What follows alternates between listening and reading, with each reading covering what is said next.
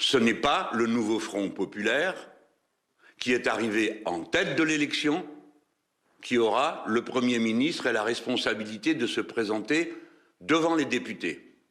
Ce sera un membre, parmi d'autres, d'un parti qui a été le dernier à l'élection législative, qui a fait le plus petit score et qui a fait l'un des plus petits nombres de députés pour finir présent à l'Assemblée nationale. L'élection a donc été volée au peuple français. Le message a été nié. Et maintenant, nous découvrons un Premier ministre qui est nommé avec la permission et peut-être sur la suggestion du Rassemblement national, alors que le deuxième tour de l'élection législative avait été tout entier concentré à faire échec à ce Rassemblement national. C'est la personnalité la plus proche de ces positions qui est désignée. Quasiment un gouvernement de M. Macron et de Mme Le Pen. Aussi bien, le président prétendant qu'il s'est assuré de la plus grande stabilité possible avec M. Barnier, avoue-t-il qu'il a d'ores et déjà reçu des engagements dans ce domaine. Sinon, comment peut-il croire qu'il y aura une majorité à l'Assemblée nationale pour accepter le budget qui est préparé actuellement dans l'ombre par les ministres démissionnaires? Bref, l'élection est volée, le Premier ministre porte un message de négation de la volonté du peuple français, et ce n'est pas la première fois.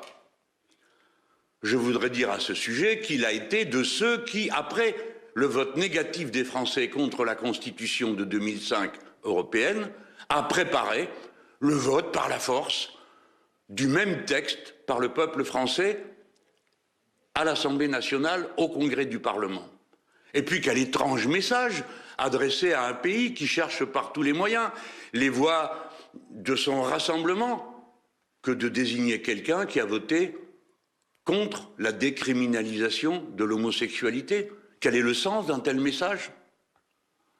Nous ne croyons pas un instant qu'il se trouvera ensuite une majorité à l'Assemblée nationale pour accepter un tel déni de la démocratie.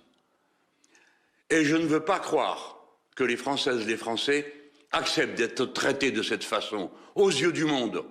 Ils votent d'une manière et ont choisi d'une autre un Premier ministre qui n'a rien à voir avec le résultat des élections.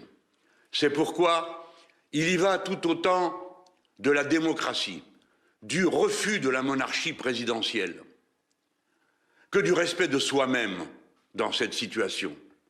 Le 7 septembre, les organisations de jeunesse, et je les en remercie, nous ont appelés à nous rassembler dans les rues de France pour le respect de la démocratie.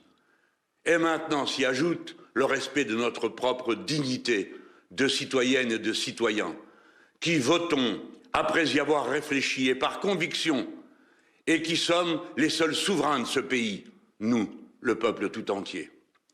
J'en appelle donc à la mobilisation la plus puissante que possible le 7 septembre pour le respect de la démocratie, pour le respect de la bonne compréhension de ce que sont des institutions républicaines placées sous la souveraineté du peuple et pour la dignité personnelle de ceux qui ont été votés et qui ont donné un avis que personne n'a le droit d'effacer.